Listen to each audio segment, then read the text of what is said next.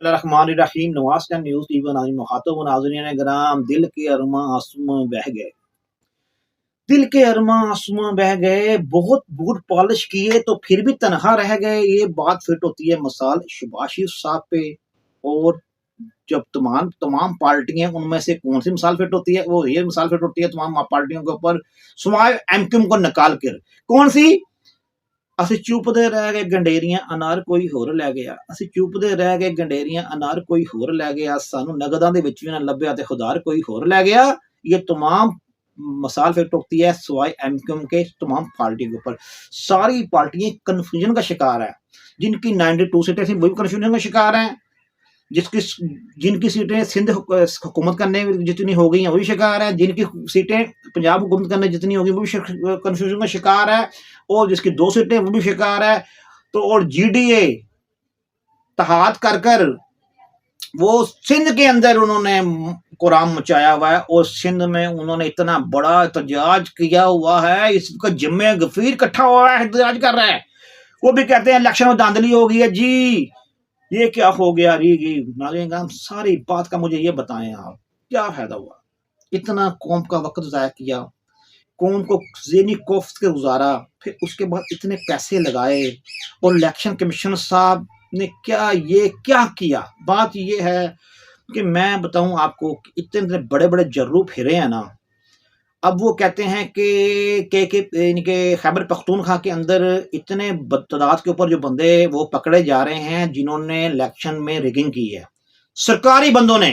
जो उसमें टीचर है, कई कहते हैं कि टीचर भी बहुत मुलव्वस हैं, उनके ऊपर भी इंक्वायरी लगी हुई है। खैबर पख्तूनख्वा में क्या पूरे पाकिस्तान में कह रहे हैं कि कुछ टीचर ऐसे बड़ी बड़ी तादाद में टीचर पाए गए हैं जो इन करप्शन के ऊपर, ये करप्शन ही है, ये भी एक करप्शन है जो अवाम के वोट को चोरी करके दूसरी बैलेट बॉक्स में डाले, अवाम के वोट को चोरी करके दूसरे लोगों को जिताने की कोशिश करे। ये भी करप्शन, बड़ी करप्शन क्या होगी? वो कह रहे हैं इतने बड़े बड़े जुर्लू फिरे हैं, उनमें इंक्वायरियां जारी हैं। अगर वो इंक्वायरी के तहत वो बंदे मुलव्वस पाए जाते हैं तो उनको कैफे कदा तक सजा मिलेगी। क्या पता कुछ लोग नौकरी से बर्खास्त कर दिया जाए, नौकरी से निकाल दिया जाए, सस्पेंड कर दिया जाए या उनको मुअत्तल कर दिया जाए। मुझे ये बताएं नाज़रीन ग्राम, बहुत बड़ी बात मैंने खबर दे रहा हूँ आपको। अगर ये बात अगर होती है, ऐसे ही आती है, तो फिर उसमें बताएं जिस मुल्क के अंदर जिन लोगों ने वोटिंग करवानी थी वो ही मुलव्वस पाए जाए। अब मैं बताएं, जो फार्म 45 है, जो 45 फार्म, उस पे उस एक एक हल्के से 2 कर रहे हैं। एक को जिता रहा है, दूसरे को जिता रहा है। तो अब मुझे ये बताएं कि 45 फार्म के देने का अख्तियार किनके पास है? अब ये सारी बात का कन्फ्यूजन कर दी। अब ये सारी, उसमें मीडिया का ही बड़ा हाथ था, पाया गया है। मीडिया जो मेन स्ट्रीम मीडिया है, टीवी चैनल वाले, उनका बड़ा हाथ पाया गया है। मैं कहता हूँ उनके ऊपर भी पिछले व्लॉग में कहूँ, अब भी व्लॉग में कहता हूँ, मैं आर्मी चीफ साहब से दरख्वास्त करता हूँ और चीफ जस्टिस साहब से दरख्वास्त करता हूँ, अगर इनमें से जो एंकर पाए जाते हैं, इन बातों में से आते हैं, ये मुलव्वस पाए जाते हैं, इन्होंने कुछ लोग कहते हैं मुबीना तौर पर इन्होंने कई मलक रियासत का बड़ा पैसा चला है, मबीना दौर में कह रहा हूँ। मगर ये मैं काफी जो एंकर है, जो सोशल मीडिया पे बहुत बहुत व्लॉग करते हैं, मैंने उनके मुंह सुना है, उनके पास कुछ सबूत गए, कहते हैं कि काफी लोगों से का इनके ऊपर पैसा चला है। अगर नाज़रीन का इनके ऊपर पैसा चला है, अगर इन्होंने कन्फ्यूजन का शिकार किया है अवाम को, इनके पास जानबूझे किया हुआ है। यहां तक कहा गया कि हमद मीर ने जो लाइव प्रोग्राम के अंदर जो 45 जो दिखाया था वो जेली था। अगर जिस बंदे ने जेली फार्म 45 दिखाया उसके ऊपर कार्रवाई कोई नहीं होनी चाहिए, कभी होना चाहिए। अगर जेली था तो वो अगर जेली था उस पर भी, उस एंकर के ऊपर भी कार्रवाई होनी चाहिए। ये सारे कबाड़ा खाने का जिम्मेदार जो हैं उन्होंने किया है, सारा कबाड़ा खाना किया है। दूसरी बात ये नाज़रीन ग्राम, जो शहबाज शरीफ की मैंने बात की, शहबाज शरीफ साहब आपने अपनी भाई की पार्टी को तबाह करने में कोई कसर नहीं फेंकी।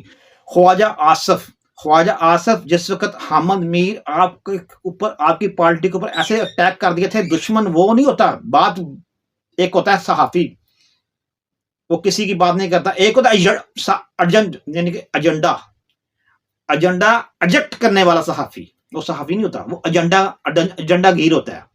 एजेंडा एजेक्ट करने वाला, आपने एजेंडा को जो एजेक्ट करने वाला, जो आपकी फार्म 45 जो जाली दिखा रहा है, आपकी पार्टी के खिलाफ इलेक्शन के 2 दिन वो लगातार किसी एजेंडे के साथ जाहिर हो रहा था, एजेंडा था। तो उसके प्रोग्राम में आप आपके समूह में आके आप बैठते हैं। तो मैं तो नवाज शरीफ साहब को भी ये बात की कि देखिए, आप जब ऐसे बंदों को अपने साथ रखेंगे तो ख्वाजा आसिफ जैसे जो आपके खिलाफ, अब देखिए इमरान खान की मैं एक बात बताता हूँ। इमरान खान किसी जिससे दोस्ती रखता है उसे दोस्ती रखता है, जिससे दुश्मनी रखता है उसे दुश्मनी रखता है, जिसको दोस्त कहता है उसको खुलेआम दोस्त कहता है, जिसको दुश्मन कहता है उसको खुलेआम दुश्मन कहता है। इमरान खान की एक बात है, चाहे उसमें जितने मर्जी ऐब हैं, नहीं ऐब है, हम ऐबों के जिम्मेदार नहीं है। वो अल्लाह जिसको जाए माफ कर दे, मालिक के काम है। हाँ, हम बात वो करेंगे जो अवामो नास को डिस्टर्ब करने की बात होगी, अवामो नास को जो तकलीफ देने की बात होगी, उसकी हुकूमत की, इमरान खान की हुकूमत की तनकीद करूंगा। इमरान खान के खिलाफ जो हुकूमत में था, गलत फैसले किए, उसकी तनकीद की। इमरान खान शराबे पी, नमाज पढ़े ना पढ़े, जो भी अच्छे काम करे उसकी जाती जिंदगी है, जो बुरे काम करता है उसकी जाती जिंदगी है। हमें उस जाती जिंदगी से कोई लेना देना नहीं है। उसकी अपने एक मशूक को जितनी मशूक है, हमें उस बात से कोई लेना देना नहीं है। इमरान खान की एक बात है, इमरान खान का एक अपनी पार्टी को देखता है ना कोई बंदा, उसकी पार्टी का बंदा उसके खिलाफ जा रहा है या उसकी बात के खिलाफ जा रहा है, उसके स्टैंड के खिलाफ जा रहा है, उसको फरी फारिग कर देता है। मुनीर सर ने एग्जाम देख कर नामर उसके साथ उन्होंने नहीं लिखा। अब देखा जंगीर तिरी, उसने कहा नहीं। खलीम खान, उसने कहा नहीं। हालांकि जंगीर तिरी, खलीम खान मेन बंदे उसके, उसने कहा नहीं, मेरे एजेंडे के खिलाफ चले गए हैं। चाहे उसका एजेंडा सही था या गलत था, वो छोड़ो उस बात को। उसने कहा जी मेरे एजेंडे के खिलाफ गया, नहीं। जंगीर तिरी क्या फरदोस जो अमान थी वो गई, हालांकि चलो इसकी ये तो बाद में आई थी ना। जंगीर तिरी को गड्डी मार पे दिया, ओन चौधरी उस साइड पे कर दिया, और भी मैं कितने गिनती में कराऊं उतने मेन में जो इमरान खान की मदद, उन्होंने कहा नहीं, स्टार्ट पे करो, जो मेरे झंडे के खिलाफ है मैं नहीं उसको चलने दूंगा। ये इमरान खान में क्वालिटी पे है, इसलिए इस क्वालिटी पे इमरान खान अभी तक बेस पे खड़ा है, स्टैंड लेता है। यही इमरान खान की क्वालिटी है। इमरान खान जिस बात पे खड़ा होता है वो खड़ा होता है, चाहे वो राइट पे हो चाहे रॉन्ग में हो, खड़ा हो गया वो हो गया। इमरान खान की यही क्वालिटी में इमरान खान को यहाँ तक अभी भी 92 सीटें देखनी है। मैं कहता हूँ चुल्लू फिर है, खैबर पख्तूनख्वा में बहुत बड़ा चुल्लू फिर है, मैं मानता हूं। वो भी क्वालिटी थी ना उसकी, उसने बंदे भर्ती किए थे उधर। इंक्वायरी हो रही है, आपको पता है इंक्वायरी, इतनी बड़ी खबर दे रहा हूं, इंक्वायरी हो रही है, उसमें कई सरकारी टीचर कहते हैं मुलवस पाए गए हैं, उनके ऊपर इंक्वायरियां जा रही हैं। फॉर्म 45 कैसे निकल गया, एक जगह दो जगह फॉर्म 45 जारी हो गए हैं। बहुत बड़ी इंक्वायरी हो रही है, उनको पूरा रद्दोमल है। अब नवाज शरीफ साहब मुझे ये बताएं, अच्छा इस पे आ जाए, एमक्यूएम का, इसकी पीपल्स पार्टी की बात कर लें। पीपल्स पार्टी की देख लें, पीपल्स पार्टी को कहता है सदर बनाओ मुझे, जरदारी कहता है मुझे सदर बनाओ, मुझे चाह चढ़ गए सदर बना के, मुझे चाह चढ़ गए हैं। तो नवाज शरीफ साहब अपनी हल्का बाह में बैठे हुए थे, शहबाज शरीफ साहब सामने बैठे हुए थे, तो दूसरे लोग बैठे हुए थे।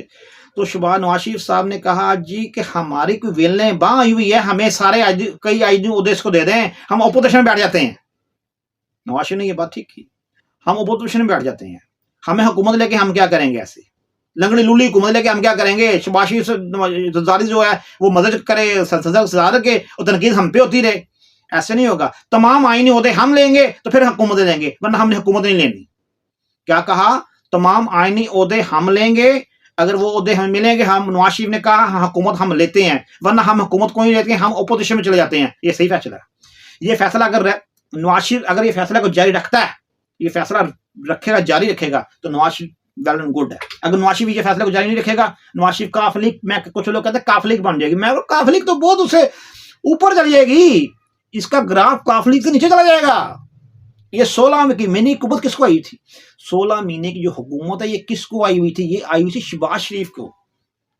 उसकी वजह से इसने अपनी पूरी पार्टी का तिया पांचा करवा दिया है। अब एमक्यूएम लड्डू खा रही है, एमक्यूएम जो है ना वो मजे का साइड पर मजे कर रही है। एमक्यूएम कह रही है हमें क्या लगे जी, एमक्यू तो 17 सीटें जो कुछ लोग कहते हैं 18 से ले ली हैं इसने सिंध में से और कराची में से, ये तो मजे अपना क्लीन स्वीप करने के चक्कर में इनको क्या, सिर्फ एमक्यूएम के तमाम पार्टियां कंफ्यूजन का शिकार है। एमक्यूएम का क्या है, एमक्यू का एक भैंस का पट्टे खा रही थी, तो किसी ने कहा भैंस से, इनको कहा भैंस तुझे चोर ले जाएंगे, तो भैंस मुस्कुराई, उसको कहती मुझे चोर ले जाए ना ले जाए, मैं इधर घास खा रही हूँ, मैं उधर जाके मैंने घास ही खाना है, चाहे किले बज्जी चाहे चोरा खड़ी। ये बात उसने की।